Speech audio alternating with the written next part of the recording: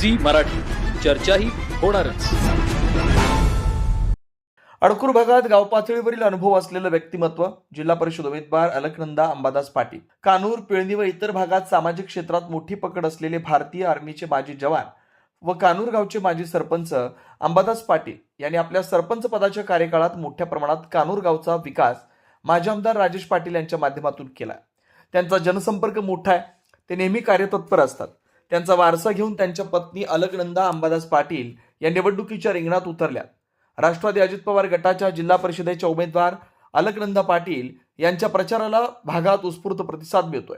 त्यांचे सामाजिक क्षेत्रात भरीव योगदान आहे. त्यांनी महिलांच्या बरोबरीनं युवकांच्या प्रश्नांना प्राधान्य देणार असल्याचं प्रचारादरम्यान सांगितलंय. येत्या काळात जनतेनं संधी दिल्यावर उपमुख्यमंत्री अजित पवार व आमचे नेते राजेश पाटील यांच्या माध्यमातून प्रलंबित कामं मार्गी लावत भागाचा कायापालट करू अशी प्रतिक्रिया दिली. भागातील नागरिकांच्या अडीअडचणींमध्ये धावून जाणारे अंबादास पाटील व त्यांच्या पत्नी यांनी नेहमी लोकांच्या कामांना प्राधान्य दिल्यानं चर्चेत राहणारे व्यक्तिमत्व म्हणून त्यांचा वेगळा ठसा आहे. एकंदरीत ही निवडणुकीत लढत अटीतटीची होणार आहे. सर्वसामान्य लोकांसाठी धावणाऱ्या आमच्या सर्व राष्ट्रवादीच्या उमेदवाराला संधी द्या असं त्यांच्या कार्यकर्त्यांकडून आवाहन करण्यात आलंय. सी मराठीहून ज्ञानेश्वर पाटील, चंदगड.